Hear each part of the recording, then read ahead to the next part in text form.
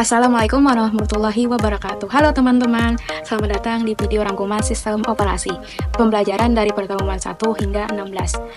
Sebelum itu, perkenalkan nama saya Nurinda Hasbi dari Prodi S1 Informatika, Fakultas Teknik, Universitas Muhammadiyah Banjarmasin. Pada video kali ini, saya akan membahas secara lengkap perjalanan pembelajaran di mata kuliah sistem operasi, mulai dari dasar-dasar sistem komputer hingga ke konsep-konsep lanjutan seperti backlog, manajemen memori, dan keamanan file. Semua pertemuan ini telah memberikan wawasan tentang bagaimana sistem operasi bekerja di balik layar. Maksudnya di balik layar perangkat yang kita gunakan sehari-hari. Video ini cocok untuk kalian yang ingin mengulang materi, mempersiapkan ujian, atau sekedar memperdalam pemahaman tentang topik ini. Jadi pastikan kalian nonton hingga akhir ya, karena saya juga akan memberikan beberapa poin penting yang sering muncul dalam diskusi kelas dan kuis. Yuk, langsung saja kita mulai pembahasannya. Pengantar mata kuliah pertemuan pertama menjadi pembuka yang penting untuk mata kuliah sistem operasi. Bapak Kamarudin Enkom memperkenalkan aturan perkuliahan yang meliputi kehadiran, keterlambatan, fokus pada materi, dan penilaian. Kami juga diperkenalkan dengan metode belajar aktif seperti diskusi kelompok, presentasi, dan tanya jawab. Selain itu, beliau menjelaskan daftar materi yang akan kita pelajari selama semester ini, mulai dari pengenalan sistem operasi hingga konsep-konsep lanjutan seperti manajemen memori dan virtualisasi. Ini memberikan gambaran yang jelas tentang perjalanan pembelajaran kami. Kami juga diberikan tugas individu tentunya untuk mencatat pengalaman menggunakan sistem operasi, mulai dari Windows XP dengan ciri khas bukit hijau hingga Windows 10 yang lebih modern. Tidak lupa juga pengalaman dengan Android dan iOS tentunya, yang menunjukkan betapa beragamnya sistem operasi dalam kehidupan sehari-hari. Tugas kelompok juga menjadi fokus utama nih. Kami diminta membuat presentasi dan makalah tentang materi yang telah ditentukan. Untuk persiapan ini dilakukan untuk mendukung proses pembelajaran dan menanamkan tanggung jawab kolektif dalam kelompok. Pertemuan ini sangat berkesan karena memberikan gambaran awal nih yang jelas tentang apa yang kita pelajari dan bagaimana kami akan dinilainya. Struktur sistem komputer di pertemuan kedua, kelompok pertama membahas struktur sistem komputer yang mencakup perangkat keras dan perangkat lunak. Komputer ini terdiri dari CPU, memori, perangkat input dan output, dan sistem bus yang menghubungkan semuanya. Jadi CPU itu berfungsi sebagai pusat pemrosesan, sementara memori menyimpan data dan instruksi. Jadi kami juga mempelajari bagaimana perangkat input seperti keyboard dan mouse bekerja sama dengan perangkat output seperti monitor dan printer. Semua perangkat ini diatur oleh sistem operasi agar dapat berjalan secara efisien. Jadi konsep seperti ini, proteksi dan keamanan juga menjadi perhatian penting dalam pengelolaan sistem ini. Diskusi berkembang pada pentingnya memori virtual dalam pengelolaan ruang memori terbatas. Dengan memori virtual, data tidak aktif dapat disimpan sementara di penyimpanan sekunder untuk memaksimalkan penggunaan RAM. Ini memberikan efisiensi tinggi dalam sistem modern. Sesi tanya jawab sangat menarik nih, terutama pertanyaan tentang bagaimana alur data berpindah dari perangkat CPU. Proses ini melibatkan device driver, buffer controller, dan mekanisme interface untuk memastikan transfer data yang efisien. Jadi pertemuan ini memberikan pemahaman mendalam tentang bagaimana komponen sistem komputer bekerja sama nih. Kami diajak melihat kompleksitas yang ada di balik perangkat yang terlihat sederhana di permukaan. Sistem operasi pada pertemuan yang ketiga dari kelompok 2 membahas sistem operasi sebagai perangkat lunak yang menghubungkan perangkat keras dengan perangkat lunak. Jadi sistem operasi ini mempermudah interaksi pengguna dengan komputer dan bertanggung jawab atas pengelolaan sumber daya seperti memori, perangkat, prosesor, dan file. Jadi kami mempelajari evolusi sistem operasi ini, mulai dari sistem batch processing pada komputer mainframe hingga sistem operasi modern seperti iOS. Setiap era menghadirkan inovasi yang menjawab kebutuhan pengguna dan perkembangan teknologi saat itu. Dalam diskusi kelompok, menjelaskan klasifikasi sistem operasi nih berdasarkan jumlah pengguna, single user dan multi user. Kemampuan multitasking ini dan tipe layanan seperti real time dan batch processing, setiap klasifikasi memiliki karakteristik yang unik nih untuk memenuhi kebutuhan yang berbeda. Untuk sesi tanya jawab, pengangkatan pertanyaan tentang multitasking dan kendala nih dalam manajemen prosesnya. Jadi multitasking ini memungkinkan tugas berjalan paralel, tapi memerlukan pengelolaan sumber daya yang dapat untuk mencegah konflik seperti deadlocks atau fragmentasi memori. Jadi pertemuan ini memberikan wawasan tentang bagaimana sistem operasi menjadi fondasi dari semua perangkat modern dan menjadikannya komponen esensial dalam dunia teknologi informasi. Proses dan penjadwalan di pertemuan keempat dari kelompok 3 menjelaskan konsep proses dalam sistem operasi sebagai unit kerja yang dapat dieksekusi. Jadi setiap proses memiliki siklus hidup nih, awal, siap, berjalan, menunggu, dan selesai. Jadi semua informasi proses disimpan dalam proses control block atau PCB. Jadi kami mempelajari 3 jenis penjadwalan nih, jangka panjang, jangka pendek, dan jangka menengah. Jadi penjadwalan jangka panjang menentukan program yang mana diterima untuk diproses. Jangka pendek ini mengelola eksekusi proses di CPU, dan jangka menengah ini menangani swapping proses antara memori utama dan penyimpanan sekunder. Jadi berbagai metode nih penjadwalan seperti pivot, priority, dan round robin juga dijelaskan. Jadi masing-masing memiliki kelebihan dan kekurangan. Jadi tergantung pada kebutuhan sistem seperti efisien waktu atau prioritas tugas tertentu. Dalam sesi tanya jawab nih, kami mendiskusikan relasi antara struktur penjadwalan dan cara proses dikelola dalam antrian nih. Contoh praktis seperti manajemen antrian printer bersama membantu kami memahami pentingnya penjadwalan yang efisien. Untuk pertemuan ini menegaskan bahwa penjadwalan yang baik sangat penting untuk menjaga efisien dan kendala sistem operasi, terutama dalam lingkungan multi-programming. Sinkronisasi proses. Pada pertemuan yang kelima, kelompok 4 membahas sinkronisasi proses, yaitu mekanisme untuk mengatur akses ke sumber daya bersama agar tidak terjadinya konflik. Masalah seperti race condition dan critical section dijelaskan bersama dengan solusi seperti mutual exclusion, progress, dan bounding waiting. Kami belajar tentang alat sinkronisasi seperti semaphore dan monitor.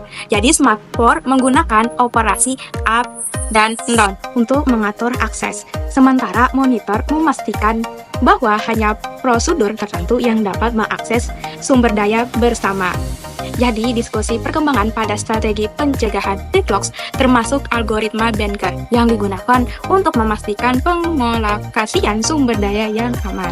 Kami juga membahas aplikasi sinkronisasi dalam kehidupan nyata, seperti notifikasi sinkronisasi data pada akun Gmail. Dalam sesi tanya jawab, pertanyaan yang menarik nih seperti bagaimana race condition terjadi dan bagaimana mencegahnya menggunakan teks dijawab dengan link. Ini memperkuat pemahaman kami tentang pentingnya sinkronisasi dalam sistem operasi modern. Jadi kesimpulannya, sinkronisasi adalah elemen penting dalam sistem operasi yang mendukung multitasking dan penggunaan sumber daya bersama secara aman dan efisien. Thread. Pada pertemuan yang ke-6, kelompok 5 membahas konsep thread yang menunjukkan sebuah proses untuk menjalankan beberapa tugas secara bersamaan.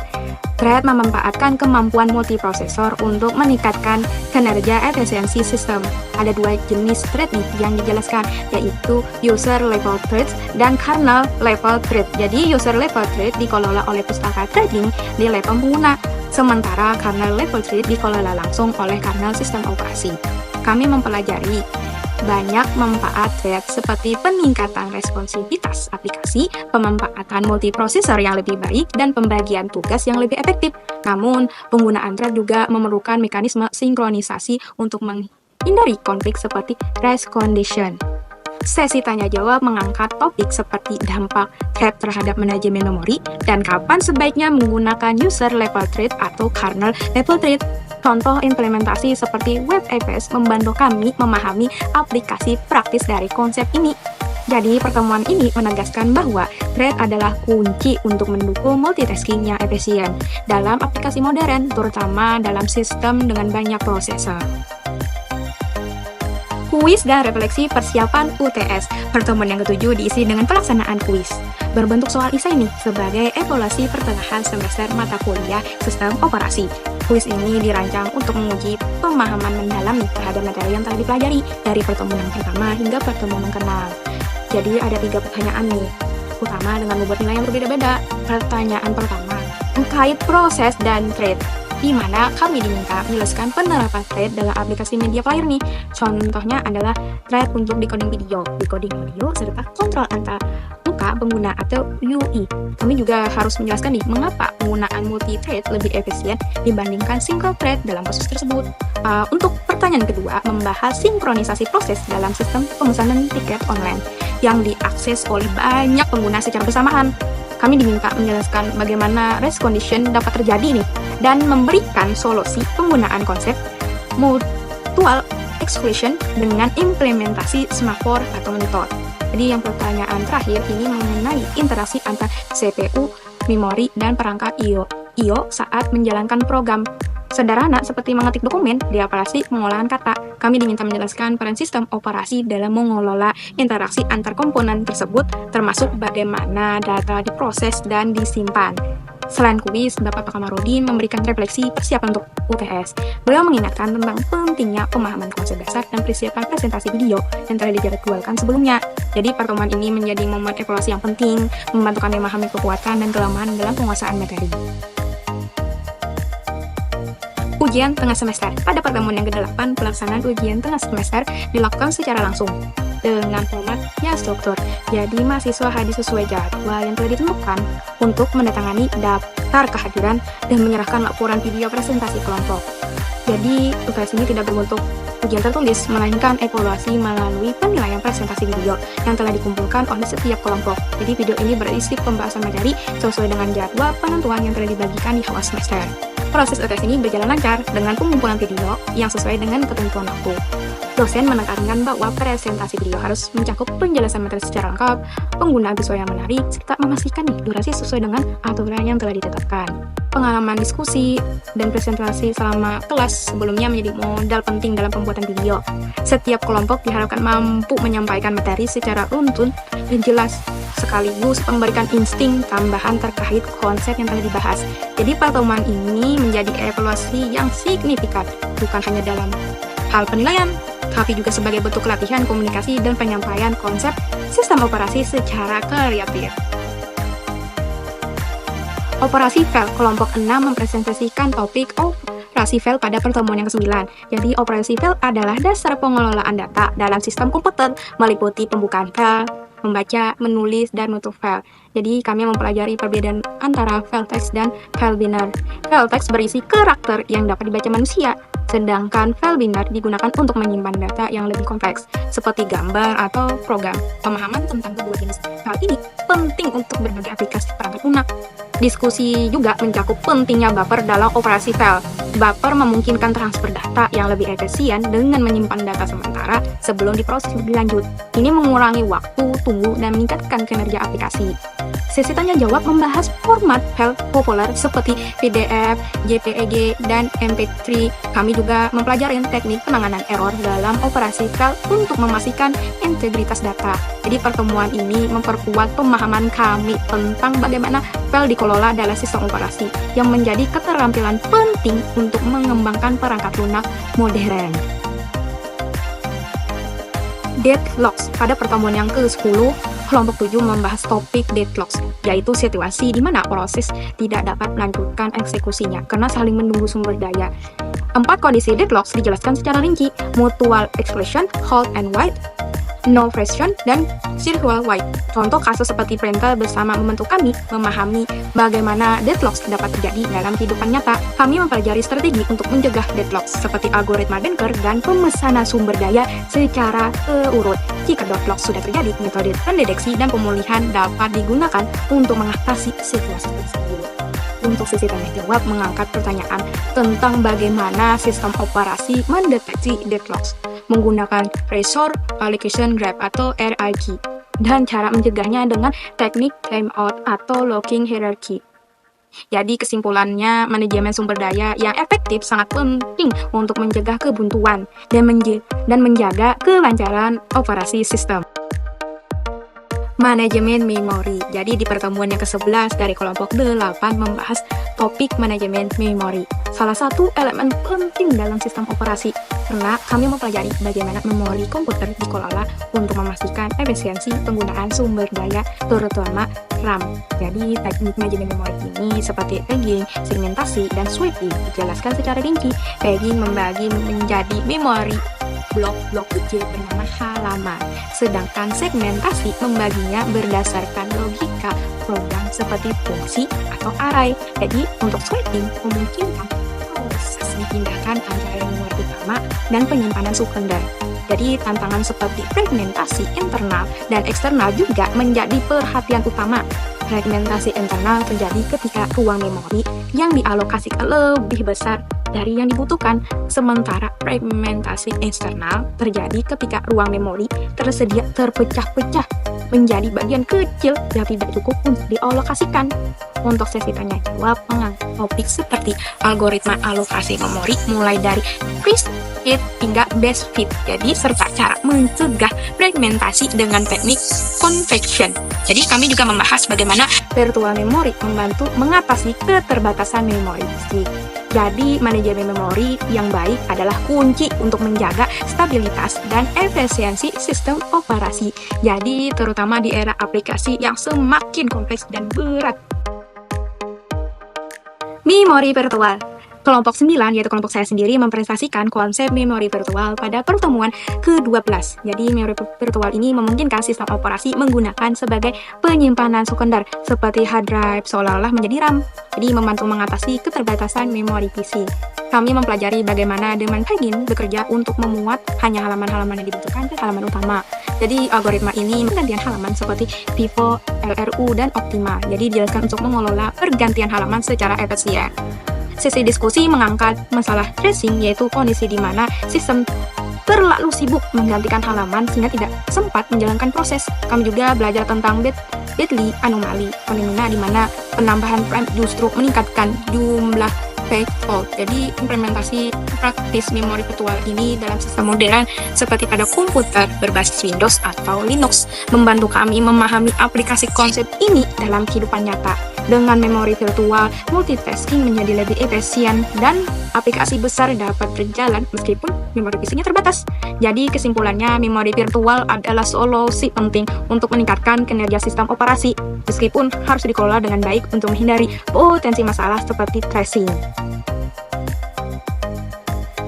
Keamanan sistem file. Pada pertemuan yang ke-13, kelompok 10 membahas keamanan sistem file. Jadi, file system adalah komponen penting yang mengatur penyimpanan, akses, dan pengolahan data dalam perangkat komputer. Jadi, kami mempelajari prinsip utama keamanan, yaitu kerahasiaan, integritas, dan ketersediaan. Jadi, sekali keamanan seperti akses control list atau AICL, exclusive data, dan monitoring aktivitas file menjadi fokus utama dalam diskusi.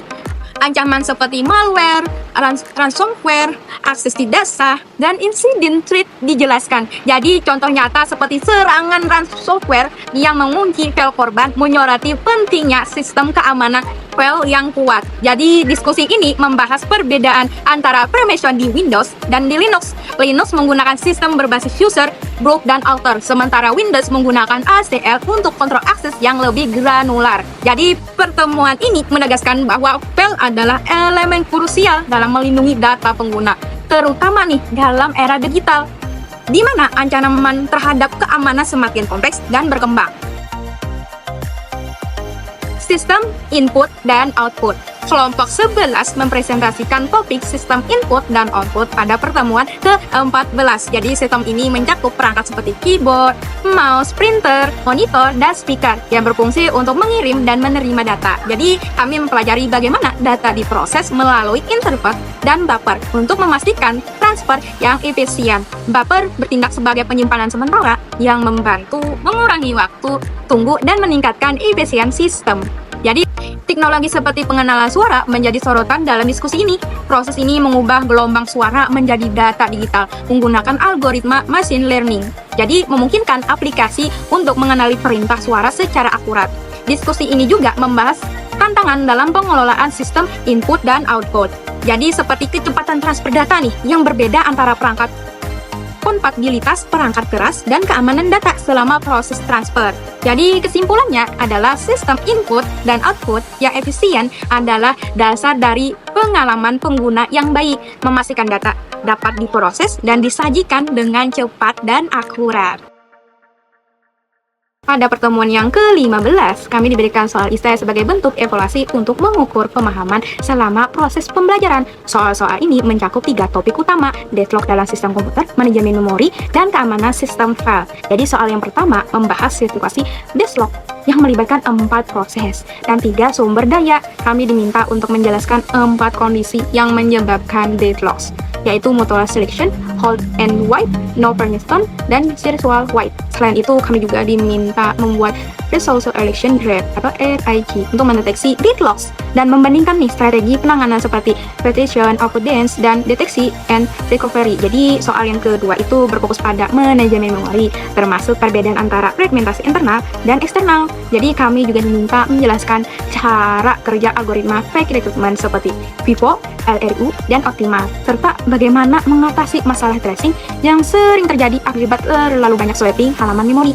Untuk soal yang terakhir, yaitu pembahasan keamanan sistem file, termasuk mekanisme akses control list untuk mengatur hak akses file, perbedaan antara partition, bits, dan capability list, serta cara sistem operasi menangani keamanan file dalam lingkungan jaringan, misalnya melalui enkripsi dan autentikasi pengguna.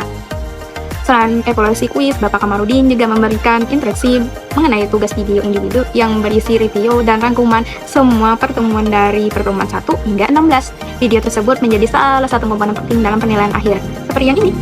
Pertemuan ini menjadi persiapan yang sangat berguna untuk menghadapi UAS, sekaligus memberikan kesempatan bagi kami memfleksikan perjalanan belajar yang telah dilalui sepanjang semester ini. Ulangan akhir semester. Pada pertemuan yang ke-16, UAS dilaksanakan secara langsung dengan format yang sama dari UTS sebelumnya.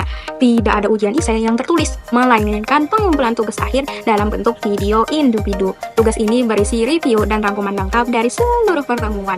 Dari 1 hingga 16, kami diminta menghadiri sesi ujian sesuai jadwal yang telah ditentukan.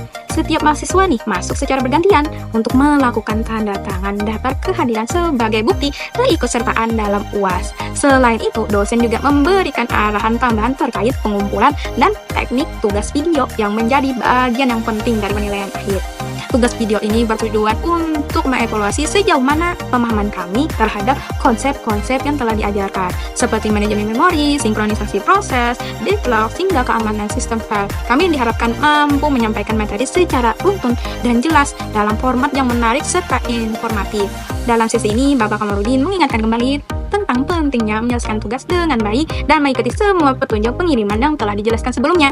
Pengumpulan tepat waktu menjadi salah satu faktor penilaian yang harus diperhatikan. Jadi pertemuan ini menjadi penutup yang ideal untuk perjalanan pembelajaran kami dalam mata kuliah sistem operasi. Tugas video memberikan kesempatan refleksi yang mendalam dan menunjukkan bagaimana kami menyampaikan pemahaman konsep secara mandiri. Itulah rangkuman lengkap dari pertemuan 1 hingga pertemuan ke-16 dalam mata kuliah sistem operasi.